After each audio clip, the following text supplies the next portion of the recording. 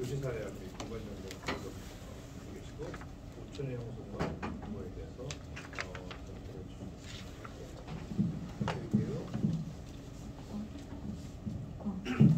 네, 방금 소개받은 저는 국립창원대학교 석사과정생 김은정이라고 합니다. 저희 주제는 대한민국 부촌지도 국민건강보험공단 행정 빅데이터를 활용한 일반 및 고령층 상위소득자의 지역적 분포 연구고 발표 순서는 다음과 같이 진행을 하겠습니다.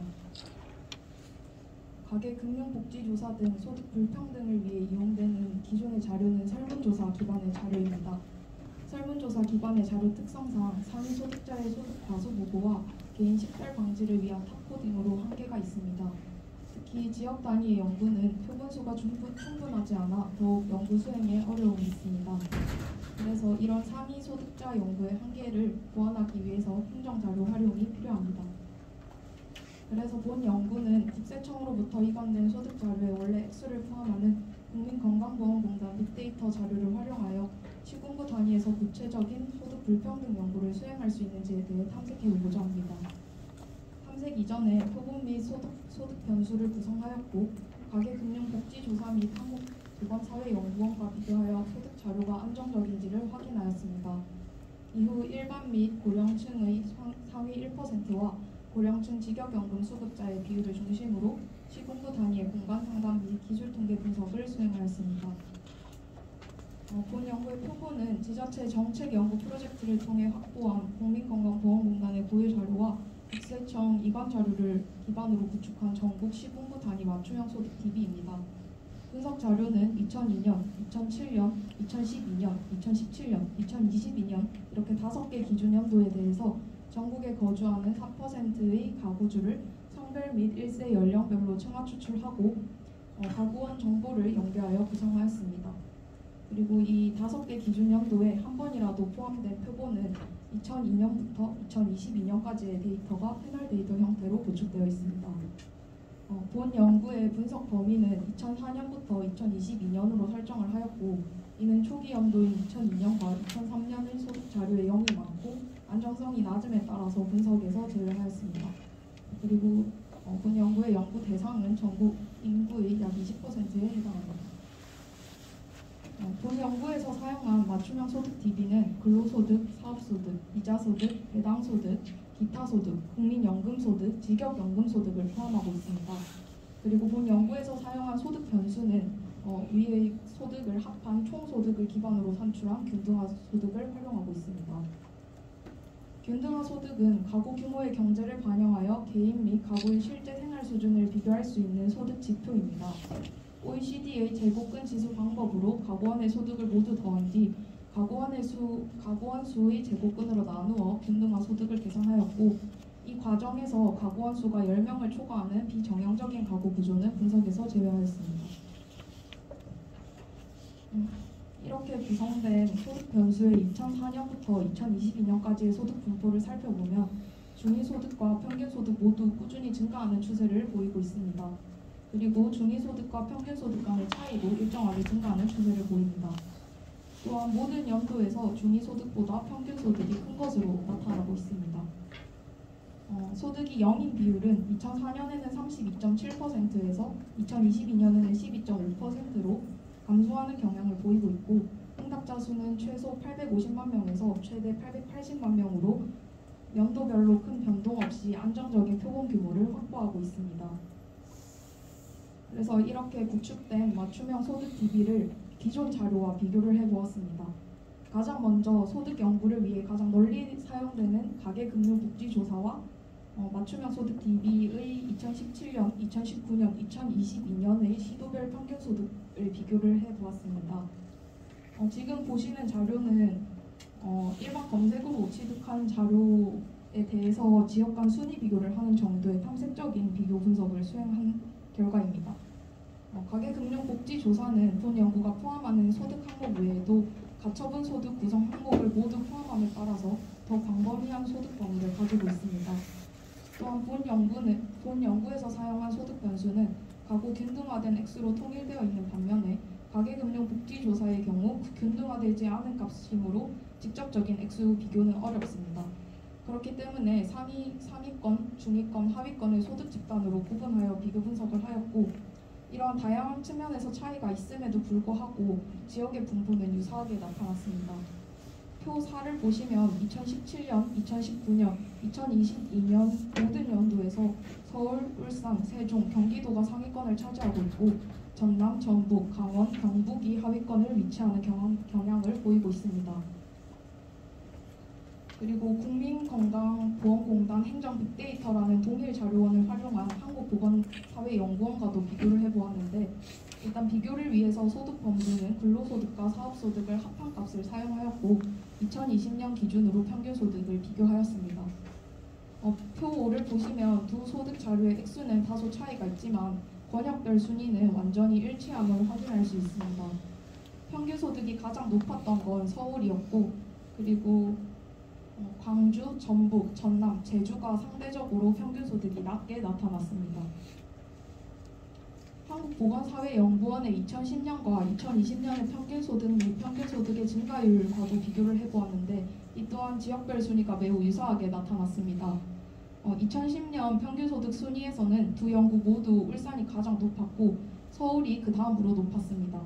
그러나 2020년에는 두 연구 모두 서울의 평균소득이 가장 높았고 세종, 울산이 그 뒤를 이었습니다.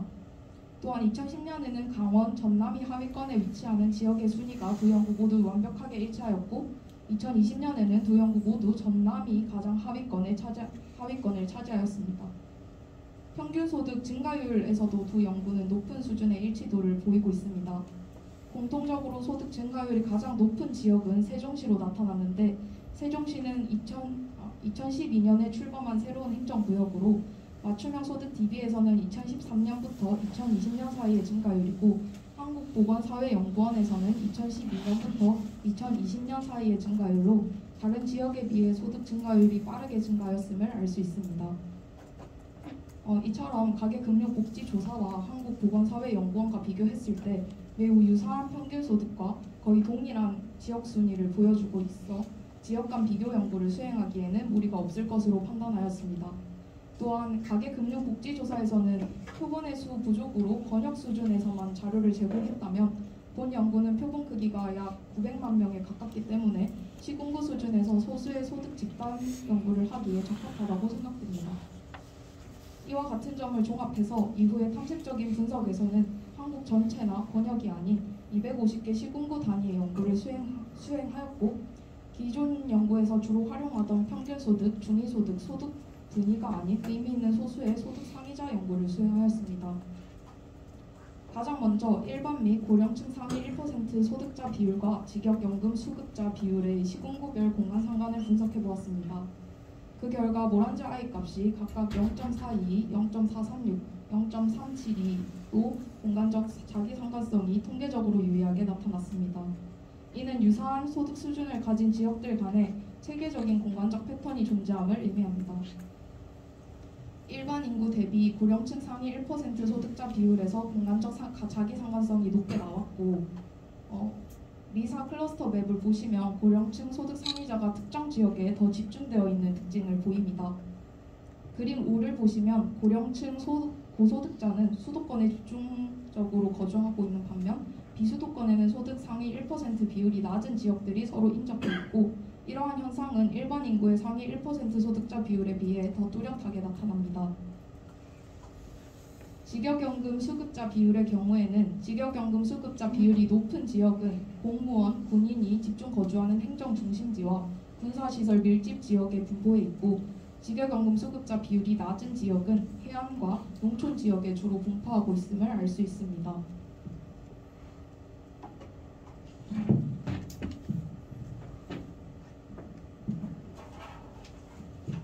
네, 이어서 구체적인 지역에 대해서 말씀을 드리도록 하겠습니다. 저희가 이 연구를 처음 차관하게 된 계기는 플로리다의 창의대학에서 사실 시작이 됐는데 창의대학 연구는 고소득자 연구잖아요. 고학력자 연구잖아요. 이런 자료는 학력할 수가 없습니다. 그렇다면 제가 지역에 오래 살았고 잠깐 서울에 살았지만 저는 고향에 다시 돌아가서 살고 있는데요. 수도권과 비수도권의 격차가 벌어지고 있다. 이 말만큼 허무한 말이 없는. 비수도권에 사는 사람들은 그 말을 들으면 기분만 나쁘고 그래서 어쩌면 말인가 이 생각밖에 안 듭니다. 그래서 그 비수도권 어디가 구체적으로 어느 시점에 어떤 식으로 변했냐 이거를 좀 누가 알려줬으면 좋겠다 이런 생각을 평소에 많이 했고 이론적 개념으로 말하자면 이제 창의 계획에서 비롯되긴 했는데 일종의 공간 매력도 주거 선호도 혹은 이제 장소 가치성 저희 이제 지역에 사는 사람 우리 지역에 가치가 있었으면 좋겠거든요. 근데 그래서 이걸 나타내주는 뭔가가 있었으면 좋겠는데 고학력층 연구가 이렇게 굉장히 표본이 큰 게 있지도 않고 그래서 이제 생각하게 된 게 이겁니다. 이걸 최근에 생각하면 안 되는데 소득 1% 이렇게 상위 1% 소득자를 전국 수준에서 구한 다음에 그 상위 1% 소득자가 구체적인 시군구 안에서 몇 퍼센트를 차지하는지 이거를 보입니다. 그래서 보면은 1, 2위라는 것은 일반 전체 19세 이상 인구에서 상위 1% 소득자인 사람이 그 지역 안에서 차지하는 비율이 높은 그 지역 안에서 차지하는 비율이 높다. 그겁니다. 민영학생 할 말 있어요? 아니, 저희 계산을 직접 한 사람이 인상을 이렇게 탁 쓰고 있어가지고 눈이 나빠요. 아, 네네. 예, 예상하셨다시피 2004년부터 2022년까지 보면 서울 강남구가 빨간색, 파란색 서울 서초구입니다. 2013년을 기준으로 서울 서초구가 계속 높다가 강남구가 높아져요. 네, 이게 고령층입니다. 고령층은 65세 이상입니다. 65세 이상이면 안 그래도 인구가 적은데 그 지역으로 다 나누고 그들 안에서 다시 1%를 추적하는 것은 거의 현재 데이터로서 불가능합니다. 근데 고령자들이 오래 이제 사시잖아요. 은퇴한 이후에도 몇십 년간 쾌적한 매력 있는 저희 이제 야심차 기획으로 매력 있는 지역에서 살고 싶어 하는데 그런 정보를 어디서 얻을 것인가 이런 개념이고요. 그 1, 2위가 다 역시 고령층도 강남구, 서초구입니다. 2013년을 기준으로 서초구가 계속 높다가 13년 기준으로 강남구가 더 높아지는 패턴입니다. 이게 그리고 추세선을 보시면 이게 약간 이 알로 그림을 그리면 약간 과장이 되게 보이긴 하는데 어쨌든 일반 인구에서는 1, 2위가 점점 비중이 높아집니다. 더 서초 강남에 점점 시간이 걸려서 더 집적한다는 뜻입니다. 근데 고령층은 원래는 그 절대적인 퍼센트는 고령층이 더 높았거든요. 근데 점점 낮아져. 아주 미세하지만 점점 낮아져서 저는 마치 이게 일반 인구한테 쫓겨서 고령층들이 약간 서초 강남에서 밀려나는 듯한 이런 인상을 갖는다. 그 1위에서 10위를 보시면 이게 서초 강남 아까 보신 서초 강남이고요. 근데 중요한 것은 이 3위입니다. 성남시 분당구가 그냥 계속해서 3위 아주 안정적으로 3위인데 문제는 이 격차가 굉장히 크죠. 1, 2와 3위 사이가 진짜 큰데 그게 점점 더 벌어집니다. 1, 2위와 3위 사이가 점점 조금씩 벌어지고 어쨌든 분당구가 3위인 건 계속 이어지는데요. 이제 그 4위는 굉장히 흥미로운데 2007년을 기점으로 용산이 올라오기 시작해서 그 3위랑 거의 비슷한 수준까지 용산구가 지속적으로 그 구가 집적되고 있다. 저희가 이제 용산이 개발되는 과정을 많이 관찰했잖아요. 그동안 그게 이런 식으로 나타나는 과천시 다들 얼마나 좋은지 아시잖아요. 10위권 밖에 머무는 경우도 있었지만 요 빨간색이 지속적으로 중요성이 높아져서 2018년 이후에는 확고하게 과천이 우위인 것으로 이렇게 나타납니다. 이건 일반 인구입니다. 고령층이고요. 고령층은 아까보다 조금 더 다채로워졌다는 느낌이 드실지 모르겠는데 서초 강남이 이제 역시 굉장히 높다가 조금씩 떨어져요. 서초 강남이 조금씩 떨어지죠. 3위가 어디냐면 분당입니다. 분당 이제 일반 인구와 마찬가지로 지속적으로 분당이 3, 4위권을 이렇게 형성해요. 초록색 에메랄드색이죠. 근데 좀 떨어지죠. 흥미로운 것은 종로구 구도심 지역이잖아요. 일반 인구에서는 1위에서 10위권 안에 인상적인 지역을 분산하지 않는데 구도심 지역의 종로구가 오랫동안 3, 4위권 그러니까 고령자 입장에서 오랫동안 3, 4위권 형성하지만 점점 더 떨어지는 이런 양상을 이 파란색은 일반 인구에서 거의 인정하지 않는 영등포구 이게 인상적이어서 이걸 제가 주로 써놨는데 영등포구는 거주지라고 저희는 생각하지는 않잖아요. 그 중요한 관청 아니죠. 사기업들이 모이고 이렇게 생각할 수 있지만, 근데 고령층은 이제 영등포 거주하는 경우 어쨌든 10위권이라는 뜻입니다. 20위권 이내 비수도권 지역이 몇 개나 되나 세봤어요. 최근으로 갈수록 딱 2개밖에 안 보입니다. 수성구와 대구 수성구, 부산 해운대구. 좀 아십니까? 대구 수성구와 부산 해운대구가 얼마나 그 지역에서는 유명한지 아시나요? 그 2개밖에 없어요. 최근에는 2019년 이후로 완전 싹 없어졌습니다. 근데 그 예전을 보면 근데 이 두 개 지역이 계속 크게 늘어나고 있죠. 그러니까 그 비수도권 안에서도 이 2개 지역 안으로 집적이 되고 있다는 뜻으로 받아들였고, 처음에는 대전 유성구가 굉장히 높았어요. 근데 대전 유성구가 상위직 공무원이 많이 들어왔잖아요. 그래서 전통적으로 좀 높다가 점점 그 해운대구와 그 수성구 밀려나고 2020년 이후에는 완전히 그래프 밖으로 벗어납니다. 창원시 성산구, 저희가 이것 때문에 했다고 해도 과언이 아닌데, 아 도대체 창원시 성산구가 언제 나오나 제가 눈을 부릅뜨고 추적을 했는데, 예, 2012년에서 14년 사이 잠깐 20위권 이내에 등장했다 사라집니다. 근데 고령자층에서 다시 등장해요. 창원시 성산구 유일한 노동자의 곳이죠. 고령층의 경우에는 아까 이게 지금 같은 건데 굉장히 양상이 다르지 않습니까? 20위권 이내 비수도권 지역인데요. 대전 유성구가 일반 인구와는 달리 안정적으로 20위권 이내에 계속 유지해 있어요. 이게 대전 유성구 아직도 가장 중요한 지역입니다. 네, 아까 없어졌던 그 창원시 성산구가 이 사이에는 일반 인구에 있다가 이분 2022년에 고령층에서 갑자기 등장해요. 앞으로도 계속 등장할 것 같아요. 제 생각에 이 부유한 노동자들이 나이가 드는 것 같습니다. 네, 그래서 이렇게 됐고, 울산 남구, 울산 북구, 해운대구가 아닌 부산 지역, 수성구가 아닌 대구 지역이 고령층에서는 다채롭게 등장해요. 그러니까 고령층 상위 노동자는 여러 지역에서 나눠한다고 할 수 있고요. 직역연금 수급자는 왜 해봤냐면, 고령층 입장에서 가장 안정적인 중산층이 누가 형성할 것인가, 그것은 직역연금 수급자다라고 생각을 했고, 일단 소득 자료나 자산 자료보다 직역연금 수급자 자료가 굉장히 정확합니다. 이건 바로 넘어오는 자료이기 때문에 그렇게 해서 보면 2013년 이후부터 충남 계룡시, 그러니까 군사도시, 그다음에 진해 이런 식으로 군사도시를 중심으로 집적도가 굉장히 높아진다는 걸 알 수 있습니다. 원래 용인시 수지구가 있었고, 제가 요 파란색이고요. 2006년 이후 1위를 형성했지만 13년 이후는 군사도시에 밀려서 모두 다 밀려납니다. 그 다음에 서울 서초구, 이게 더 중요한 정보인데 2008년까지 직역연금 받으신 분들도 역시 서초에 살았어요. 서초에 살았는데 그 비중이 점점 떨어져서 어딘가 다른 데로 가신 거예요.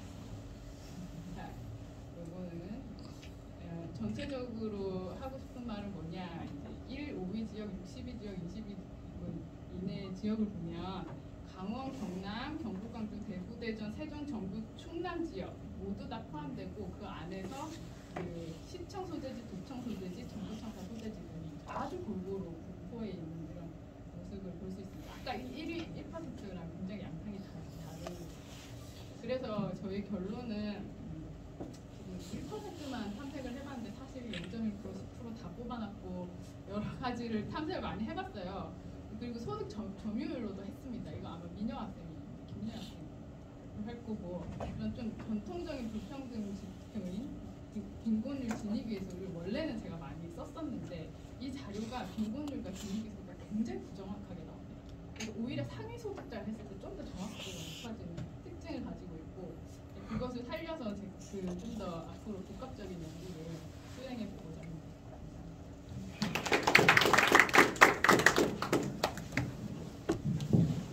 제가 다른 쪽으로 대전 2016년도 떨어진 걸 해석을 부탁드립니다. 연세대학교 주익현 교수님 코멘트 해주실 건데요. 지금 어떻게 할까요? 여기 의자 드릴까요? 아닙니다. 영표는 사회발전연구소의 주희춘이라고 합니다. 일단 이 원고를 처음 받았을 때 전반부를 읽으면서 이거는 새로운 통계를 생산하신 건데 이걸 어떻게 코멘트를 하지? 이게 훌륭하고 잘 하셨다. 네. 그리고 이제 뒷부분을 보면서 두 번째 뜻, 이거는 지역 연구다. 이거는 지역 전문가가 필요하다. 네.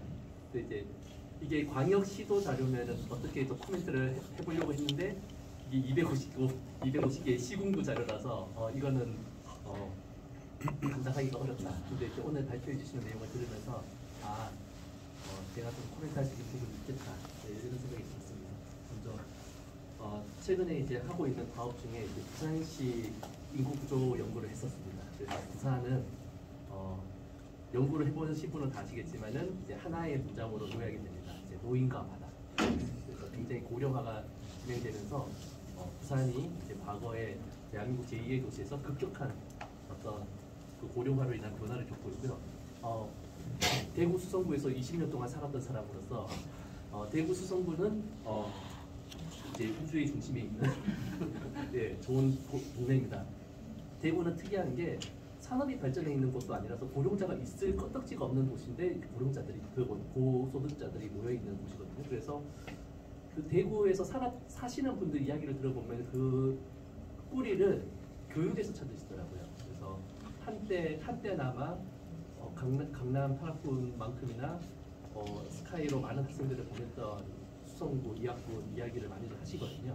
그래서 그런 부분들도 좀 고려를 해봐야 하고, 이제 과천 같은 경우에는 이제 사회 안전 지수와 같은 그 각종 지수들을 보면 항상 1위를 하는 지역이라서 그렇게 높게 나왔던 게 아닐까 이런 생각이 듭니다.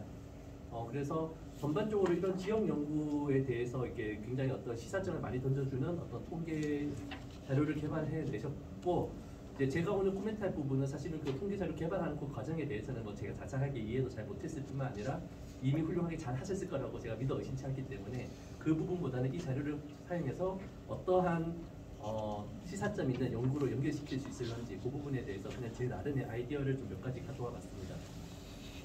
먼저 전국 시군구 수준에서의 상위 1%의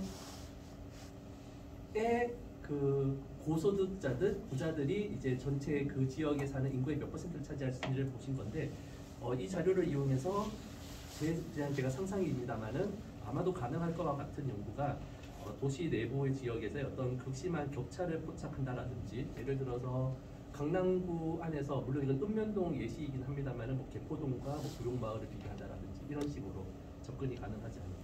농촌 지역 같은 경우에도 특정 산업단지 인근에서의 어떤 집중 현상 이런 것들을 우리가 분석할 수 있지 않을까 이런 생각이 들었습니다. 다른 지표와의 연결을 통해서 훨씬 더 풍부한 연구를 할 수 있을 것이라고 생각이 들었습니다. 부동산 가격 상승에 대한 어떤 선행 지표로서 활용이 가능할 수도 있지 않을까. 그리고 조금 전에 말씀드렸던 것처럼 사교육, 인프라, 확산, 경로와 더불어서 이런 연구를 할 수 있지 않을까 이런 생각을 해보았습니다. 좀 더 국가적인 차원에서는 이것은 세수 관리랑 좀 관련돼서 되게 활용될 수 있지 않을까. 상위 1%가 뭐 쉽게 말해서 뭐 100명 이상인 동네와 5명 이하인 동네는 이제 당연히 세수 관리가 달라져야 할 거기 때문에 그런 식으로도 우리가 활용이 가능할 거라고 생각을 하고요. 그리고 고소득자가 밀집된 지역일수록 어떤 우리가 흔히 말하는 어떤 소셜 네트워크 그런 어떤 비공식적 어떤 사조직이 많이 발달되어 있지 않을까 이런 생각도 해보았습니다. 그리고 어떤 문화 공간의 배치라든지 어떤 환경적인 어떤 시설적인 요소에 대한 검토. 그래서 부자 동네가 정말로 그런 시설들의 인프라가 좋은지, 교통 인프라가 좋은지 이런 식으로 좀 다른 지표들과 연결해서 연구를 할 수 있는 어떤 기반이 닦이지 않았나 이런 생각을 해보고 마지막으로 이제 던질 수 있는 아이디어로는 이제 아까 전에도 잠깐 말씀을 하셨지만은 제가 잘 못 따라간 것일 수도 있는데 이게 이제 사람들이 이제 이동을 하는 거잖아요. 강남 서초에 있던 사람들이 어디론가 사라졌는데 그럼 이걸 어디로 그분들이 어디로 갔을까? 너무나도 흥미로운 주제에 발견이 될 수 있을 것 같아요. 그래서 저도 한때 이런 비슷한 연구를 하려고 했던 적이 있는데 제가 했던 연구에서는 그 강남 서초의 이 부동산을 깔고 이렇게 살다가 이제 은퇴할 때쯤 되어서 굳이 강남 서초에 살 이유가 본인이 사라지고 정작 자녀한테 큰 목돈이 필요해지자 이제 그 주택을 파는 거죠. 그래서 그 이제 목돈을 하고 본인은 이제 또 낙향하는 뭐 이런 식의 어떤 모형이 일부나마 보인 적이 있었는데 과연 그렇게 설명을 할 수 있을런지 아니면 다른 어떤 이유가 있을런지 이렇게 파면 팔수록 더 재밌는 결과가 나올 수 있는 그런 어떤 연구의 시작 지점이라고 생각을 해서 예, 교수님의 발표 너무 재밌게 잘 들었고요. 그 다음에 발표해주신 그 김은정 학생께서 더 재밌는 연구를 계속 하실 거라고 믿어 의심치 않고 학회 때마다 뵙고 그렇게 하겠습니다.